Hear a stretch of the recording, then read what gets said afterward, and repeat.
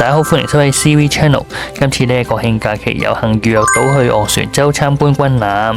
軍艦嘅預約方法同之前一樣，都係喺 WeChat 度搶飛嘅。如果你之前入咗個人資料呢，搶飛嘅時候就會更加快捷。我哋喺出美孚地鐵站嗰度都有清晰嘅指示帶我哋去巴士站。話咁快就到達門口啦，經過安檢之後呢，就可以入場參觀。一入去呢，亦都有個好大嘅展覽中心喎。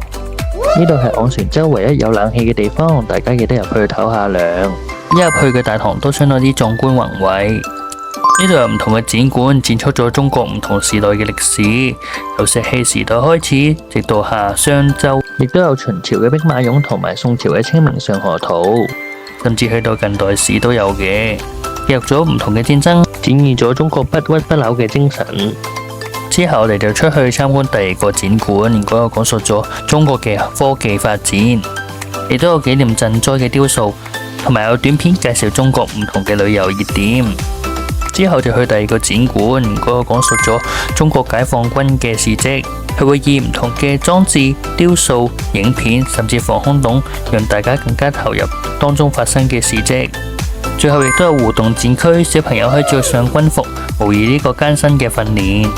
最後有個軍備迷一定中意嘅展區，嗰度展出咗唔同嘅戰車、軍艦、導彈、戰機，令人樂而忘返。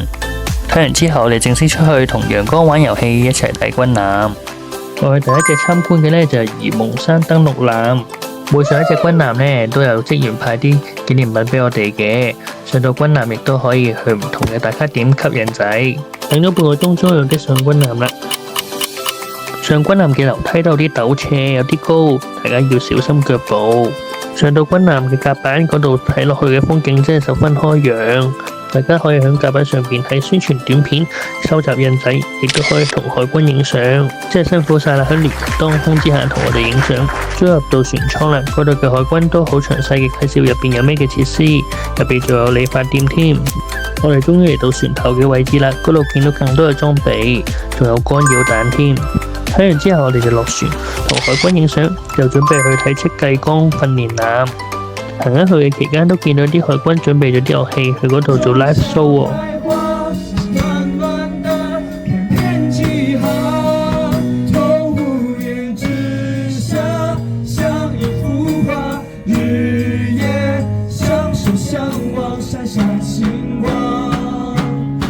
真係唱得好好聽，好有感情。